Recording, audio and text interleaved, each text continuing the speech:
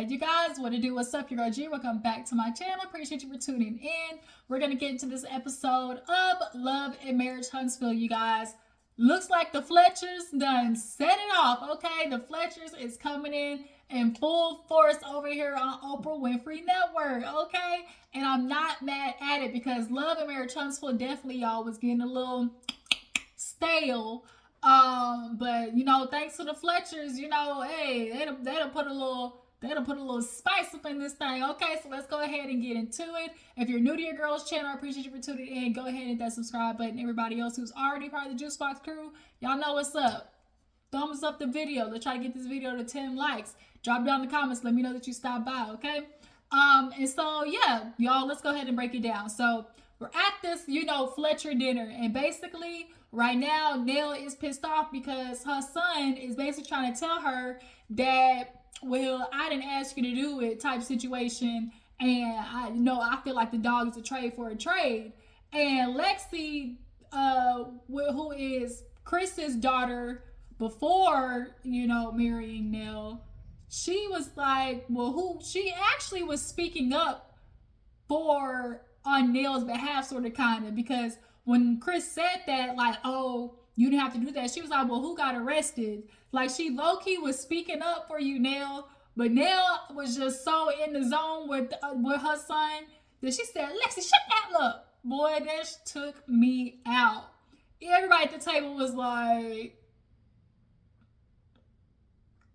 Chris, that was your moment to be like, hey, bring it down. But that's not what he did. He let Nell continue. She was like, wait a minute, no, And this son was like, well, even when I gave you $3,000, she was like, that's what you owed me already, though. That is what you owed me. You still got goddamn bond that you owe and stuff like that. So it's a problem. In the confessional, you know, they talk about, you know, Chris is still trying to figure out his way. Clearly a young boy just trying to figure out what it is he wants to do, getting in trouble in the meantime. But you can't have mommy and daddy bail you out all the time, and that's always been the thing. She's like, even Lance, you know, has problems with him. And Lance is the other son down at the end of the table. And he was like, well, I had a problem because you didn't pay me my $400 for digging up that stuff. He was like, you felt like you was owed that? He was like, well, yeah, because I did the work. He was like, oh, really? Even after you was sitting every time I seen you when I was coming in, and now you got my employees feeling like they can do the same thing? And he didn't really say nothing. He was like, you know, but we all learning, you know, you learning, even I'm learning, even when it comes to my business and stuff like that. And of course, Chris asked him how it's going. He was like, you know, we're struggling for a little bit, but now, you know, it's good after I had to borrow, you know, some change. And he was like, well, more than some change. Clearly, Chris and Nell is funding a certain lifestyle for these kids. And not only that, is always bailing them out of situations. And the kids know that. And that's a part of where the problem honestly is. So they go from Lance to Lexi because something happened where, like, she piped up about something. And everybody was like, well, you know, we don't talk to you, you know. And she's like, or no, something like, she's like, this is why I don't come around. This is why I don't speak to y'all. You know, y'all have always treated me different, you know. And they're like, how have you been treated different? And they're like, oh, she's like, oh my God, all my life. She's like, when's the last time I talked to y'all? November. And they're like, girl, how can we talk to you when you block us type situation? Like, we can't reach you when you got us blocked. And she's like, y'all were barely invited to my wedding. And they were like, but that's because of you, though. Like, we can't help being invited. That's on you. But you sent us the invitation and we still, you know, showed up. So, like, what else are your expectations of us? And she was like, I've never been treated the same, you know, and even, you know, down to the car. And everybody simultaneously was like, oh, the car again. It's something about this car situation that I need more details on, because she said, my first car I had to work to get. But there was a part in there where Chris and Nell was like, wait a minute, like, we dropped $22,000 on a white car. I'm feeling like something is being missed, because that other sister, when she was like, girl, you chose to stay in a different house and be mad about stuff.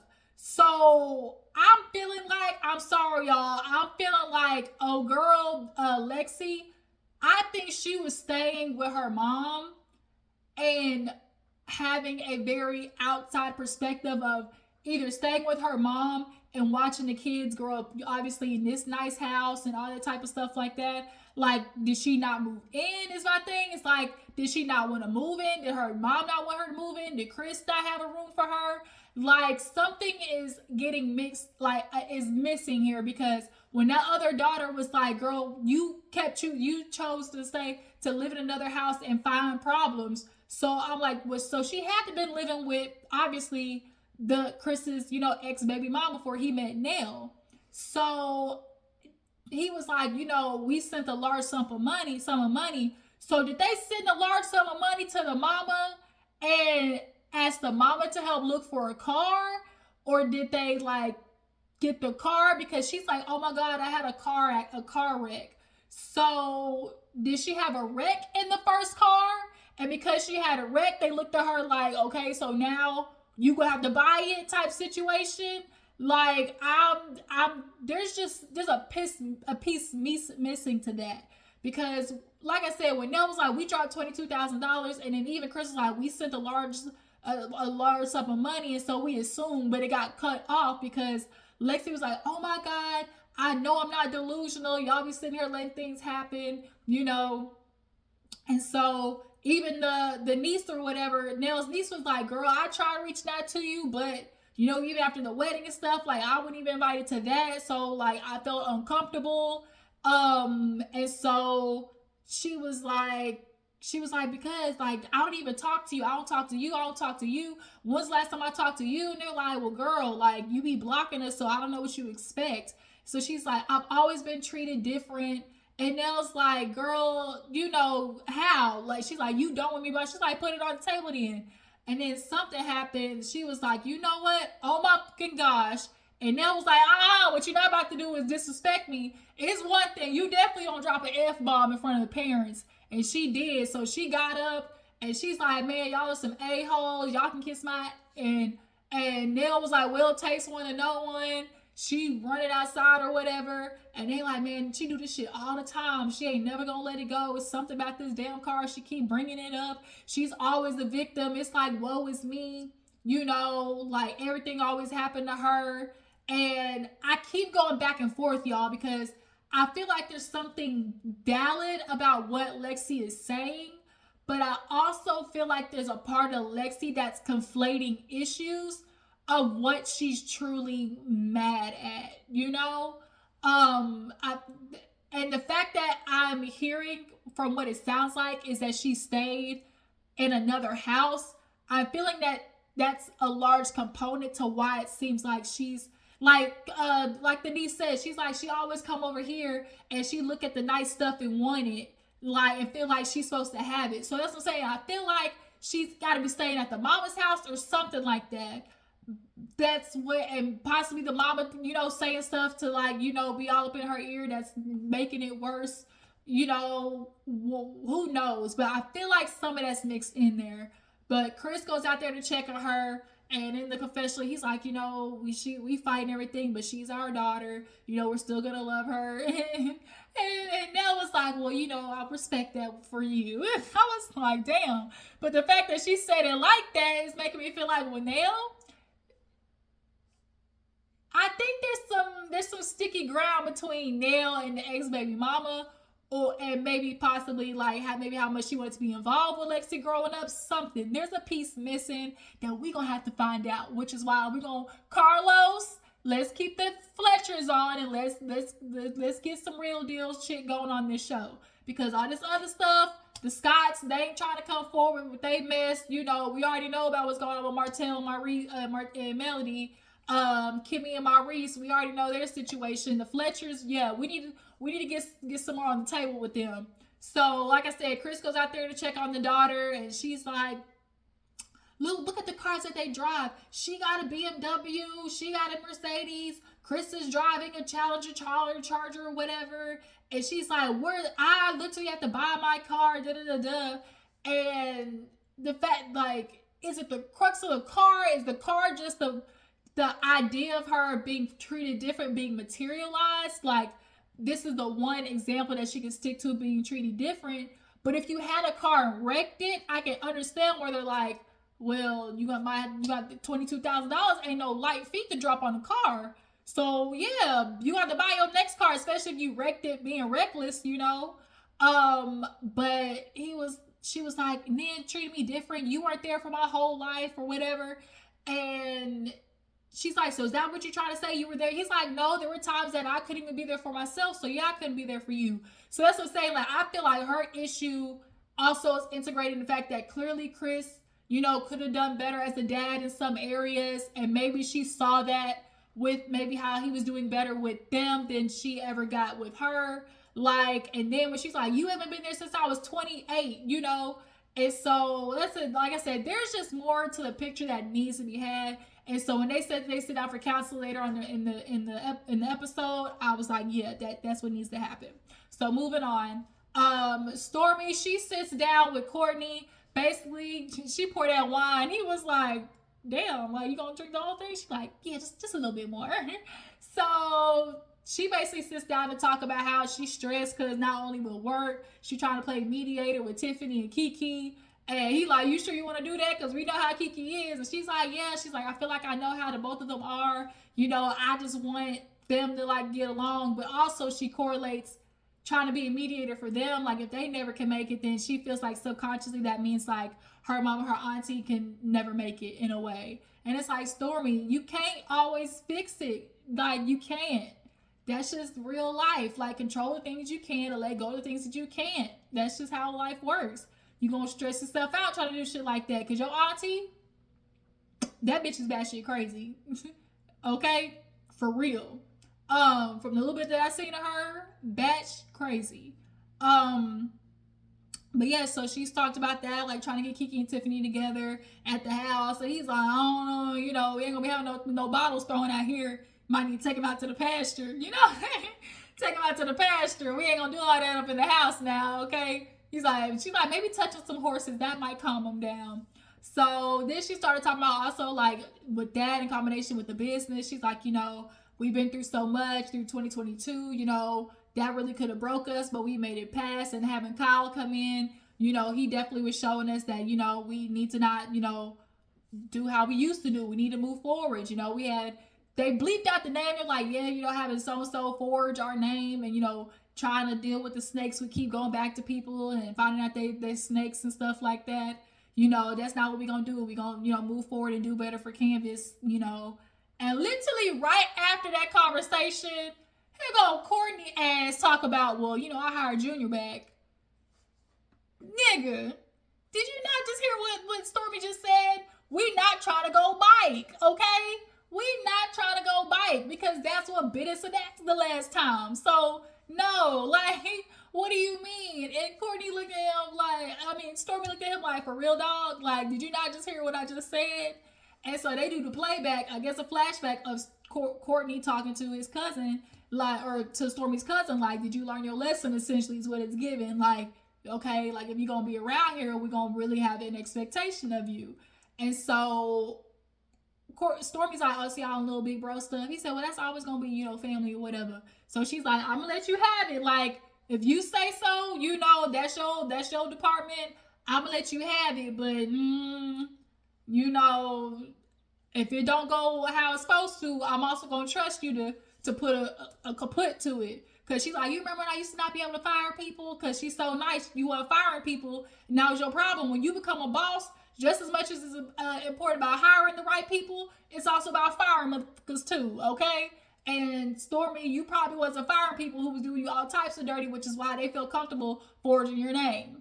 But nonetheless, do y'all feel like this situation with bringing Junior back is going to go right or wrong? I feel like it's going to go all the way wrong, okay? So moving on, Melody's with her friend Brittany. Was it British or Brittany? I feel like it was Brittany.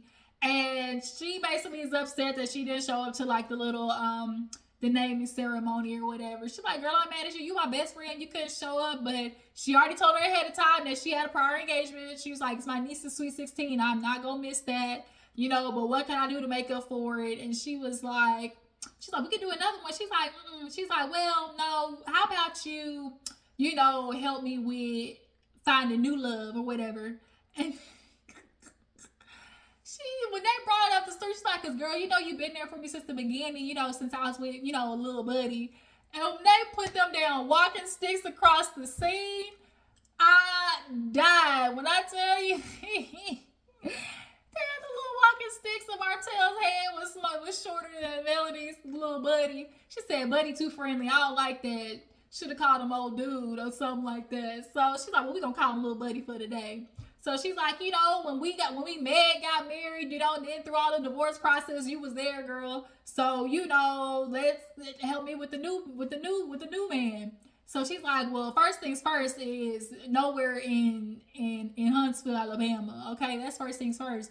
And I know you live allegedly in Atlanta, Melody, but from what I'm hearing on the streets, Atlanta ain't no good either. Which is why Melody was like, well, you know, girl, this might be some international vagina. I said international vagina. Ooh, Martell gonna be hot when he watched that scene back.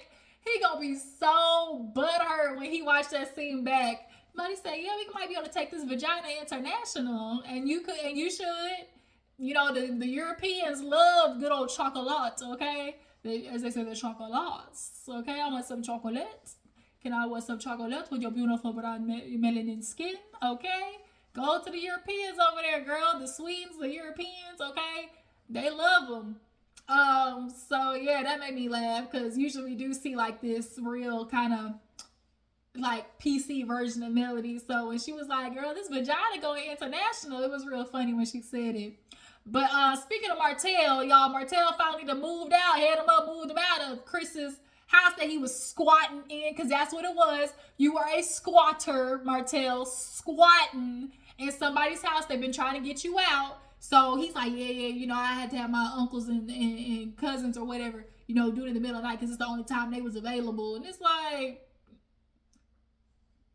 a thief in the night. Yeah, beloved, like a thief in the night. Okay.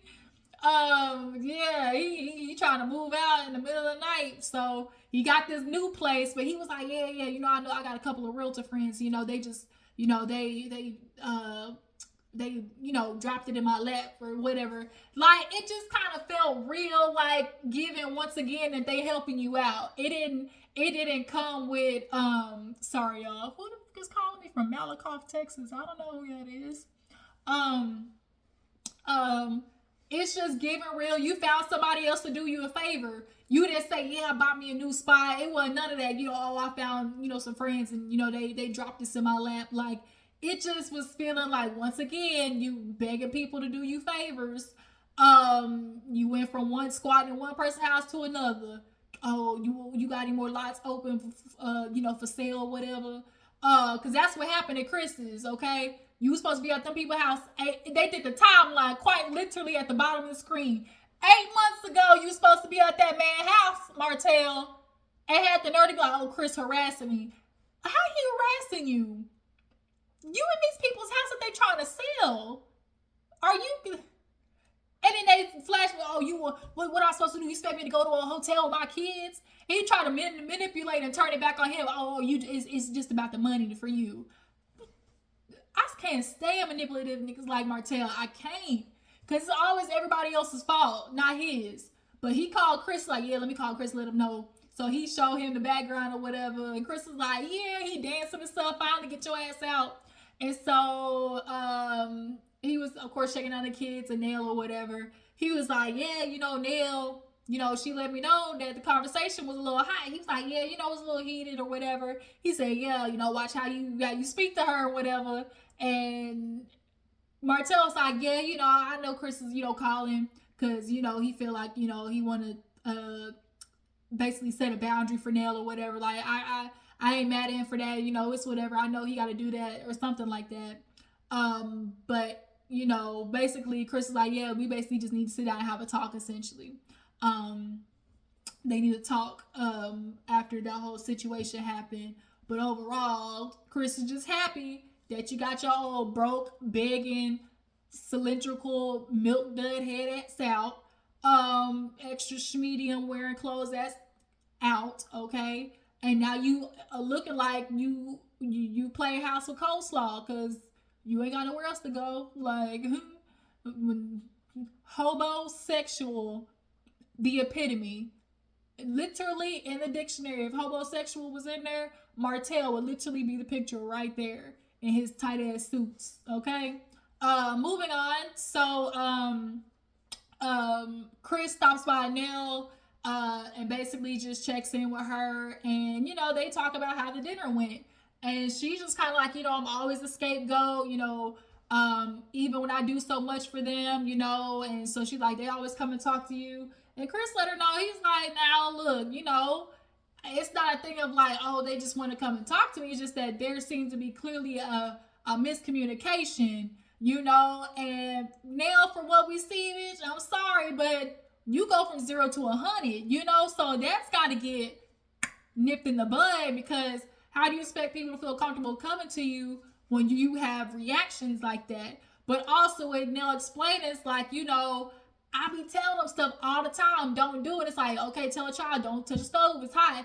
But y'all tell you 2 and 3, 4 times just for you to go F up and then come back to me and ask you to help fix a problem that I told you not to do in the first place. So now I'm even more heated, So I get Nell in that aspect, but it still doesn't change, like, you gotta have a different approach. You just have to, because Nell, what you doing, I'm sorry, like, ain't nobody gonna feel comfortable coming to you like that. And you see Lexi act that way, and y'all all be cussing each other out. So why are you confused that she do that, But Chris was like, I think maybe we should think about counseling. And I was like, I counsel other people and other parents, and not to say that I we don't need it or nothing, but I guess that's the next step is y'all need a counselor just like everybody else need a counselor now. So I feel like hopefully they do that on the show. So, we got some new shit to watch, okay? Because we tired of watching the Scots, these niggas, the Scots ain't doing nothing but doing their women dirty and letting them allow them to do it. Kimmy, my poor Kimmy, she just like Tisha, just accepting raggedy ass behavior. And Mel, she said she cut Martell off. It ain't nothing to cut that off. Snip, snip, ho. Snip, snip, ho. Okay? She cut him off. And it's clear that Kimmy and Tisha ain't gonna jump on that train. So we tired of watching all that bull honky. So hopefully the Fletchers, they're the new. But last but not least, Stormi has KeKe over to check in on her. And she's like, first of all, what's going on? And first of all, KeKe's like, girl, I'm on this methadone and shit, they give me hot flashes, so that's why I'm sweating, But it's I need it or whatever, so KeKe's still in her recovery. But she basically lets her, when she asks about her and Tisha, she's like, girl, that ain't going nowhere. Me and Tisha, she clearly has an issue with me, even though I've tried to. And in this last part, I really feel like KeKe's more triggered because she probably did truly. I'm going to play devil's advocate and say that this was the one moment that she probably truly was trying to come to her and let her know ahead of time of some happening. And when she did that for Tisha to turn around and be like, bitch, it's you, it's you, it's you, that probably made KeKe feel like, well, fine then, bitch, I do want to help you then. Like, I'm trying to be your cousin. We called truce. So I'm actually just trying to come to you, letting you know, like, hey, bitch, this is out here. And you threw it back in my face, so fine then, you then. Like, that's what it's giving. But she was like, Tisha ain't never been there for me. And then she hit us with the, oh, if it weren't for me, Tisha wouldn't have had us. Now it's making sense. Because she's like, oh, I paid for a loan for Tisha. She wouldn't have been in Huntsville if it wasn't for me. She wouldn't have gone to college if it wasn't for me. And not that it's like I'm God or nothing, but it's like, damn, just acknowledge that much. So now it started to make a lot more sense why this beef is the way it is. So she's like, F her and her goddamn, family. So she's like, well, what about Tiffany? And she's like, girl, Tiffany F her too. And so she's like, y'all just need to sit down and have a conversation and talk. And that's when we see a knock on the door. And KeKe's like, oh, it's Tiffany. And then when Tiffany comes scooting on in, she's like, oh, with the baby. Bitch, Tiffany, you ain't slick. We know why you brought that baby. Because Stormi let you know ahead of time, bitch, you poking the bear. And the bear might swing at your ass and you're going to be upset. So Tiffany's like, let me bring this baby as leverage so I don't get my ass beat in case this goes left. And it's like, Tiffany, you gonna start running your mouth, bitch, okay? You gonna start running your mouth because you're gonna find the right one. And clearly the right one is KeKe because she gonna throw a drink on her cousin. Bitch, what you think she gonna do to you, okay? So yeah, you guys, that was a Love and Marriage Huntsville. I don't think I forgot a scene. But yeah, y'all drop down in the comments. What do you guys feel about the Fletchers and them being a new addition? Do you guys fall on the side of Lexi or the rest of the family? Like, I'm going back and forth just because I feel like there's a missing piece in there. I can't really say the deuce yet, but I feel like that girl stayed at her mama's house and there's a lot in there that's missing. So yeah, you guys, as of right now, are y'all team Lexi or team like everybody else? As far as Tiffany and Lewis go, y'all ready to see them, go?